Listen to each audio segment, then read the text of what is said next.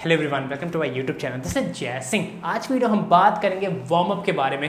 अगर आप heavy lifting करते हैं जिम के अंदर, तो उस हैवी लिफ्टिंग को स्टार्ट करने से पहले क्या स्पेसिफिक वार्म अप आपको परफॉर्म करना चाहिए ताकि आपको कभी कोई इंजरीज ना हो और उस वर्कआउट का आप मैक्सिमम फायदा उठा सके, इसके बारे में हम डिटेल में बात करेंगे अपने इस वीडियो में। मैं यहाँ पर आपको पहले ही बता दूं कि जो वीडियो है काफी लंबा वीडियो है और यहाँ पर अगर आप ये वीडियो पूरा देखते हैं तो आपके पास एक एलीट एंड एडवांस लेवल की इंफॉर्मेशन होगी वार्म अप के बारे में कि क्या स्पेसिफिक वार्म अप हमको परफॉर्म करना चाहिए जिम के अंदर ताकि हमारी जो परफॉर्मेंस है वह इंक्रीज हो सके। यहाँ पर इस वीडियो में हम वार्म अप से रिलेटेड कई सारे टॉपिक्स क्लियर करेंगे, जैसे कि वार्म अप क्या होता है, हमारे मसल कॉन्ट्रैक्शन से वार्म अप का क्या रिलेशन होता है, वार्म अप के अंदर कौन से पार्ट्स होते हैं, कौन कौन सी जनरल एक्टिविटीज हमको परफॉर्म करनी चाहिए वार्म अप के अंदर, स्पेसिफिक वार्म अप क्या होता है, क्या वार्म अप के दौरान कार्डियो करना चाहिए, अगर करना चाहिए तो कितना करना चाहिए, किस इंटेंसिटी का करना चाहिए, कितना देर करना चाहिए, क्या वार्म अप के दौरान push ups pull ups perform करने चाहिए, अगर नहीं करने चाहिए तो क्यों नहीं करने चाहिए, मोबिलिटी ड्रिल्स क्या होती है, इनको कैसे परफॉर्म करना चाहिए। और जो बड़े बड़े जिमों में बड़े बड़े ट्रेनर्स एक भारी भरकम वर्ड्स यूज करते हैं जैसे कि डायनामिक स्ट्रेचिंग, बैलिस्टिक स्ट्रेचिंग, ये सब क्या होते हैं, इनको कैसे परफॉर्म करने चाहिए, इन सब के बारे में हम डिटेल में बात करेंगे अपने इस वीडियो में। और साथ ही साथ यहाँ पर मैं आपको complete A to Z practically demonstrate करके बताऊंगा कि हमारे वार्म अप में कौन कौन सी एक्टिविटीज, कौन कौन सी एक्सरसाइज, कौन कौन सी ड्रिल्स परफॉर्म करनी चाहिए और कैसे परफॉर्म करनी चाहिए। सो मेक श्योर आप इस वीडियो को पूरा लास्ट तक देखें ताकि कोई भी इंफॉर्मेटिव इंफॉर्मेशन आपसे मिस ना हो। इस वीडियो के मेन कंटेंट शुरू करने से पहले मैं यहाँ पर आपको पहले से ही बता दूं कि जो आप आगे वीडियो देखने वाले हैं, यह वीडियो मैंने 2-3 साल पहले शूट किया था, ठीक है। वहां पर हर चीज मैंने डिटेल में एक्सप्लेन की थी वार्म अप के बारे में, तो मैंने वही क्लिप यहाँ पर ऐड की है, जोड़ी है, ताकि मैं अपना थोड़ा सा टाइम सेव कर सकूं और आगे जो इस कोर्स में वीडियोस आने वाले हैं उनके लिए प्रिपेयर कर सकूं। मैं यहाँ पर आपसे पहले से ही माफी चाहूंगा क्योंकि जो वीडियो की क्वालिटी है, जो साउंड की क्वालिटी है, वो इतनी अच्छी नहीं है। यहाँ पर आपको थोड़े बहुत नॉइस पोल्यूशन भी सुनने को मिलेंगे, ठीक है, तो उसके लिए मुझे पहले से ही माफ कर दे। लेकिन जो वीडियो में इंफॉर्मेशन है वो आपके बेहद काम आने वाली है। मैं यहाँ पर समझता हूँ कि पहले से बता देना ज्यादा अच्छा है। So let's begin. Warm up word से ही क्लियर हो रहा है कि बॉडी को हीटअप करना है। तो वार्म अप करते समय हमें ऐसी एक्टिविटीज़ परफॉर्म करनी है जिससे हमारे बॉडी का टेम्परेचर इंक्रीज हो सके, हमारी बॉडी फिजिकल एक्टिविटीज़ के लिए तैयार हो सके। जैसे कि नॉर्मल देखा जाता है कि हमारे जो नॉर्मल एवरेज ह्यूमन बॉडी का टेम्परेचर होता है वो होता है 37 डिग्री सेल्सियस। ये टेम्परेचर प्लस भी हो सकता है, माइनस भी हो सकता है, ये पर्सन टू पर्सन वेरी करता है। जब हम एक्सरसाइज से पहले वार्म अप करते हैं तो जो हमारे बॉडी का टेम्परेचर है वह ये टी बॉडी ये इंक्रीज़ हो जाता है हमारे नॉर्मल एवरेज बॉडी टेम्परेचर से, टी एवरेज, जिससे क्या होता है कि हमें बेटर मसल कॉन्ट्रैक्शन मिलता है। मसल कॉन्ट्रैक्शन कहने से मतलब होता है जब हम वेट लिफ्ट करते हैं तो हमारी मसल्स टाइट होती हैं। अच्छा मसल कॉन्ट्रैक्शन इसलिए मिलता है क्योंकि हाई बॉडी टेम्परेचर पे, ये जो हाई बॉडी टेम्परेचर है, इस पे हमारे मसल्स की जो एबिलिटी होती है फोर्स जनरेट करने की वह बढ़ जाती है। यह एबिलिटी इसलिए बढ़ती है क्योंकि जब हाई बॉडी टेम्परेचर होता है तो जो हमारे मसल्स की सबसे स्मॉलेस्ट यूनिट है मायोफिलामेंट, मेनली एक्टिन और मायोसिन, इनमें रेट ऑफ एटीपी कंजप्शन बढ़ जाता है। जैसे कि हम जानते हैं एटीपी मतलब हमारे बॉडी की एनर्जी करेंसी। जो मैंने आपको यह सारी चीज़ें बताई ये सब आपस में इंटरलिंक्ड है। अगर हमारी बॉडी का टेम्परेचर बढ़ेगा वार्म अप करने से तो ये सारी चीज़ें बॉडी में होंगी और ये सारी चीज़ें हमारे लिए बहुत अच्छी हैं। इन शॉर्ट मैं आपको कहना चाहूँगा, जब हम वेट लिफ्ट करते हैं तो जो हमारे मसल फाइबर को एनर्जी मिलती है, जो फ्यूल मिलता है, वह हाई टेम्परेचर होने की, बॉडी का हाई टेम्परेचर होने से ईजिली अवेलेबल हो जाएंगी। जब चीज़ें ईजिली मिल जाएंगी तो जो हमारा मसल कॉन्ट्रैक्शन है वो बहुत अच्छा होगा, जिससे हमारी मसल ज़्यादा फोर्स जनरेट करेगी और आप ज़्यादा वेट लिफ्ट कर सकते हैं। मैं आपको एक और इंटरेस्टिंग फैक्ट बताना चाहूँगा। स्कूल ऑफ बायोलॉजिकल साइंस के रिसर्च के अनुसार अगर हमारी बॉडी का टेम्परेचर 40 डिग्री सेल्सियस होता है तो जो हमारी मस्कुलर परफॉर्मेंस होती है वो पीक पे होती है, मैक्सिमम होती है। सो एक्सरसाइज के पहले हमेशा वार्म अप ज़रूर करें जिससे आपकी बॉडी प्रिपेयर हो सके एक्सरसाइज करने के लिए। वार्म अप में सबसे पहले कार्डियो एक्सरसाइज करनी चाहिए क्योंकि वार्म अप में जब हम कार्डियो करते हैं तो जब हमारा जो हार्ट रेट है वो इंक्रीज़ होता है। हार्ट रेट इंक्रीज़ होने का यह फ़ायदा होता है कि जो हमारा हार्ट है वो बहुत इफ़िशेंटली हमारा ब्लड पंप कर सकता है। इससे क्या फ़ायदा होगा कि आपका जो ब्लड सर्कुलेशन बहुत अच्छा होगा। जो मसल है, वर्किंग मसल में ब्लड ज़्यादा पहुंचेगा। ब्लड जब ज़्यादा पहुंचेगा मतलब वहाँ न्यूट्रिशन ज़्यादा पहुंचेगा, आपकी मसल ज़्यादा स्ट्रेच होंगी। वार्म अप में जो आपको कार्डियो करना है उसमें आपको 2 बातों का ध्यान रखना है। First intensity, second duration. Intensity हमेशा वार्म अप में जब कार्डियो करें तो उसकी इंटेंसिटी लो होनी चाहिए, मतलब आपको लो इंटेंसिटी कार्डियो करना है। आपको ऐसी चीज़ें बिल्कुल नहीं करनी है कि बॉडी में आपको शॉक आए, बॉडी ज़्यादा इम्पैक्ट महसूस करे। फॉर एग्जांपल आपने महसूस किया होगा कि जब जिम जाते हैं लोग, तो जिम जाते ही पहला काम क्या करते हैं वो लोग, ट्रेडमिल में खड़े होते हैं और तूफान की तरह दौड़ने लगते हैं। तो ऐसा नहीं करना, क्योंकि आपकी बॉडी में ज़्यादा इम्पैक्ट आ रहा है, ज़्यादा शॉक महसूस करेगी। हमें क्या करना चाहिए, लो इंटेंसिटी कार्डियो में नॉर्मल पेस से वॉक करनी चाहिए, या नॉर्मल पेस से बोल सकते हैं जॉगिंग करनी चाहिए। बेस्ट एक्सरसाइजेज जो मैं सजेस्ट करता हूँ कि आप वॉकिंग करें, लो इंटेंसिटी कार्डियो के दौरान वॉकिंग करें, जॉगिंग कर सकते हैं, स्टेयर क्लाइंबिंग होती है वो कर सकते हैं, साइकिलिंग कर सकते हैं नॉर्मल स्पीड में। ये सारी चीज़ें आप परफॉर्म कर सकते हैं कार्डियो, लो इंटेंसिटी कार्डियो करते समय वार्म अप में। ओके, सेकेंड इंपॉर्टेंट चीज़ जो आपको ध्यान रखनी चाहिए लो इंटेंसिटी कार्डियो करते समय वार्म अप में, वो है ड्यूरेशन। आपको कितना देर तक लो इंटेंसिटी कार्डियो करना है वार्म अप में। ओके, तो ये मेनली दो पार्ट में डिवाइड करता हूँ मैं इसको। फर्स्ट क्या है, वार्म एनवायरनमेंट, और सेकेंड कोल्ड एनवायरनमेंट। पहला अगर लिए कि वार्म एनवायरनमेंट, अगर आप ऐसी जगह में रहते हैं जो गर्म है, जैसे मैं मुंबई में रहता हूँ, तो यहाँ का नॉर्मल टेम्परेचर 30 डिग्री सेल्सियस होता है, तो ये देखा जाए तो एक गर्म प्लेस है। तो यहाँ पे मुझे 3 to 5 मिनट्स तक लो इंटेंसिटी कार्डियो करना चाहिए अपने वार्म अप सेशन में। ओके, वहीं अगर आप ऐसी जगह रहते हैं जहाँ ठंड है, कोल्ड एनवायरनमेंट है, तो आपको 10 to 15 minutes low intensity cardio करना चाहिए, क्योंकि ठंडी प्लेसेस में आपको बॉडी को हीटअप होने में थोड़ा ज़्यादा टाइम लगता है। सो इसलिए यहाँ पे थोड़ा ज़्यादा वार्म अप आपको करना पड़ेगा।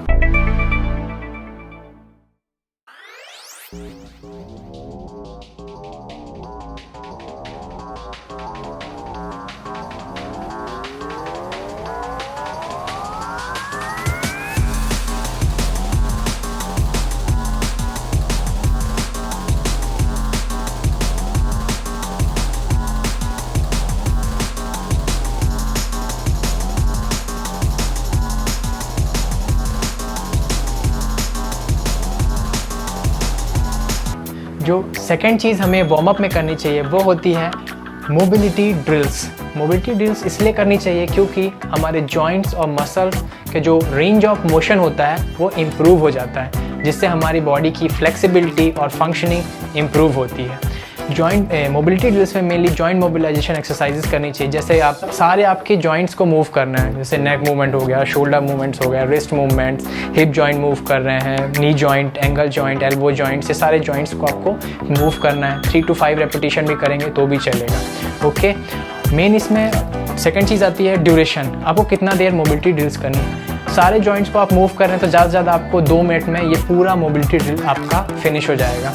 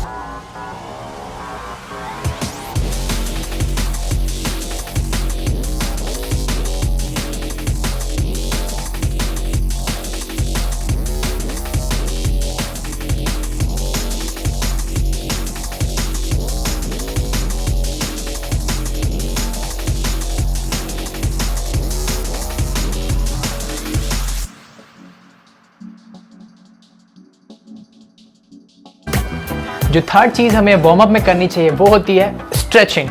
स्ट्रेचिंग के मेनली 2 पार्ट्स हैं, first dynamic stretching and second ballistic stretching. Dynamic stretching में बॉडी का मोमेंटम क्रिएट करते हैं और अपने फुल रेंज ऑफ मोशन तक जाने की कोशिश करते हैं। जैसे मैं आपको दिखाता हूँ, मैं टॉर्सो ट्विस्ट करके दिखाता हूँ। ये हुआ, मैं यहाँ तक मैं जा सकता हूँ। ओके, मैं वापस आया, तो ये डायनेमिक स्ट्रेचिंग हुई। वहीं बैलिस्टिक स्ट्रेचिंग होती है कि उसमें बॉडी का मोमेंटम यूज़ करते हैं और स्प्रिंग और बाउंसी मूवमेंट क्रिएट करने की कोशिश करते हैं। मतलब अपने जो रेंज ऑफ मोशन जहाँ तक मैं जा रहा था उसको और आगे जाने की कोशिश करते हैं। मतलब जैसे मैं यहाँ तक जा पा रहा था, अब मैं और ज़्यादा जाने की कोशिश करूँगा। ये तो आपने देखा कि यहाँ पे एक स्प्रिंग और बाउंसी मूवमेंट क्रिएट हुआ, जिससे मैं जो अपना नॉर्मल रेंज ऑफ मोशन था उससे मैं ज़्यादा जा पाया। तो इसको बैलिस्टिक स्ट्रेचिंग बोलते हैं। एक और इम्पॉर्टेंट चीज़ कि स्ट्रेचिंग आपको कितनी देर करनी है। स्ट्रेचिंग मेनली आपको 2 मिनट कर सकते हैं आप वार्म अप में। आप 1 मिनट डायनेमिक स्ट्रेचिंग को दें, 1 मिनट बैलिस्टिक स्ट्रेचिंग को दें। ओके।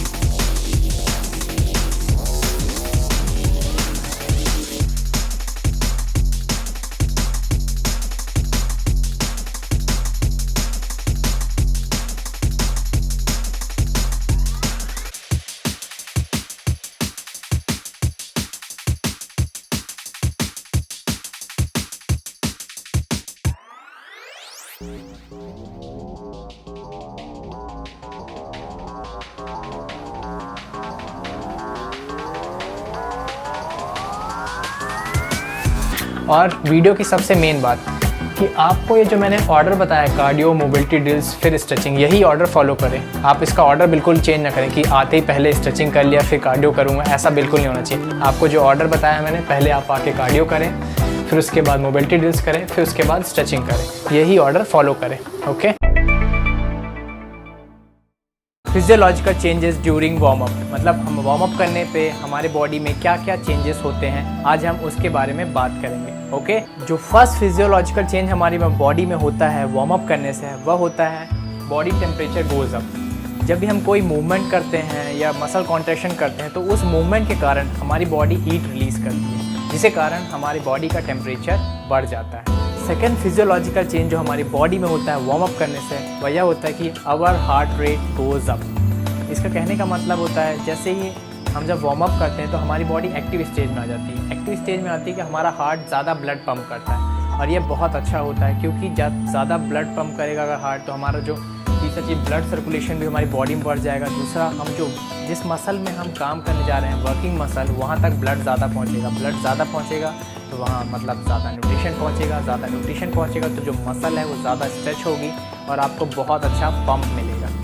नेक्स्ट फिजियोलॉजिकल चेंज जो हमारी बॉडी में होता है वार्म अप करने से, वह यह होता है कि हमारी ब्रीथिंग इंक्रीज़ हो जाती है। अब होता यह है कि जब हम एक्टिव स्टेज में आते हैं वार्म अप करने से, तो क्या होता है हमारी मसल को प्रॉपर फंक्शन करने के लिए ज़्यादा ऑक्सीजन की रिक्वायरमेंट होती है। तो उस ऑक्सीजन की रिक्वायरमेंट को पूरा करने के लिए हम ज़्यादा सांसें लेते हैं, ज़्यादा भारी सांसें लेते हैं जैसे। फिफ्थ फिजियोलॉजिकल चेंज जो हमारी बॉडी में होता है वार्म अप करने से, वह यह है कि लुब्रिकेशन एंड जॉइंट इंक्रीजेस।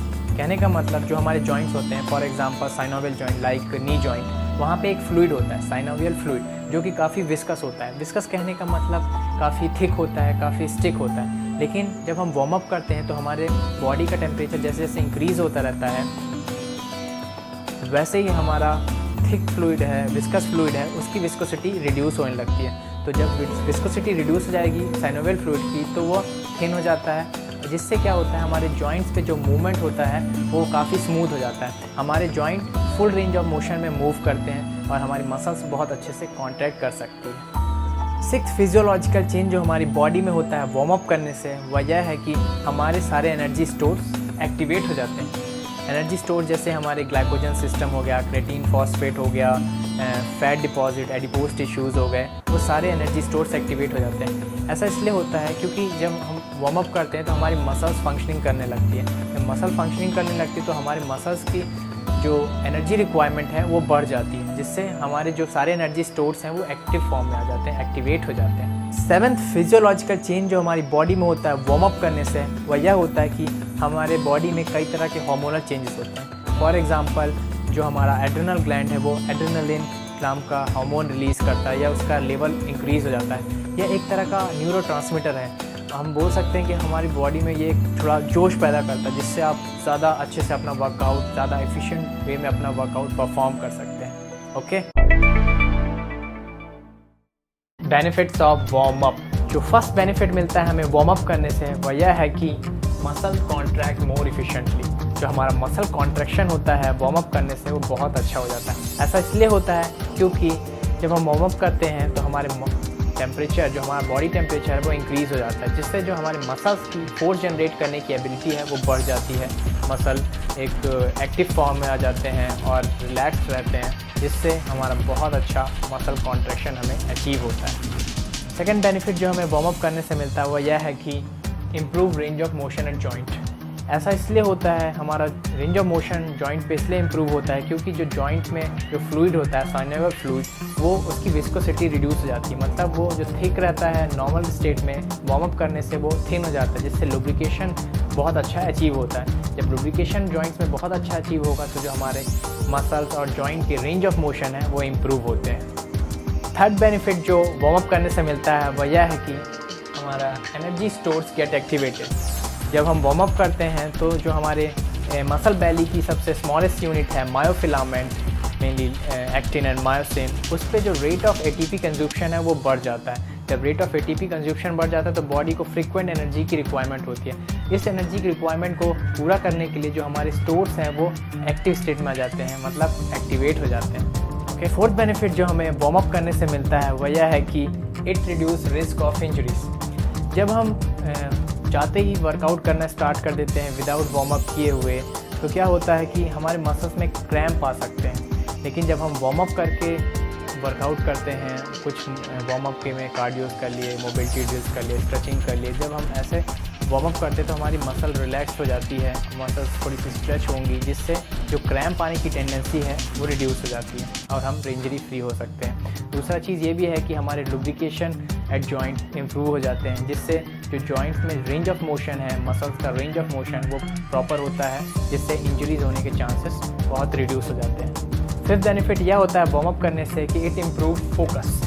होता यह है कि जब हम वर्कआउट से पहले वार्म अप करते हैं तो हमारी बॉडी प्रिपेयर हो जाती है फिजिकल एक्सर्शन के लिए, फिजिकल एक्टिविटीज़ के लिए, वर्कआउट करने के लिए, जिससे जो हमारा कॉन्सेंट्रेशन है वो इम्प्रूव होता है, क्योंकि हमारा माइंड अलर्ट हो जाता है जब हम वार्म अप करते हैं। जो सिक्स्थ बेनिफिट हमें मिलता है वार्म अप करने से वह यह है कि हमारे जो वर्कआउट की क्वालिटी है वो इम्प्रूव हो जाती है। अब होता क्या, जब अगर आपका मसल कॉन्ट्रैक्ट अच्छे से होगा, आपके मसल्स का रेंज ऑफ मोशन बहुत अच्छा होगा, वहाँ पे लुब्रिकेशन बहुत अच्छा होगा, जब आप इंजरी फ्री रहेंगे, आपको माइंड अलर्ट रहेगा, कंसंट्रेशन अच्छा है, तो ऑब्वियस सी बात है आपका जो वर्कआउट होने वाला है वो बहुत सॉलिड होने वाला है, उसकी क्वालिटी बहुत इंप्रूव होगी और आप अच्छा पंप अचीव करेंगे। जब अच्छा पंप अचीव करेंगे तो जो आपकी हाइपरट्रॉफी है, मतलब मसल गेन करने की टेंडेंसी, वो आपकी बढ़ जाएगी। तो वार्म अप ज़रूर करें, इसके बहुत सारे बेनिफिट्स हैं। अपने वार्म अप सेशन को टाइम दें, वर्कआउट से पहले ज़रूर प्लान करें और बहुत सारे जो उसमें बेनिफिट मिल रहे हैं उसका फ़ायदा उठाएं।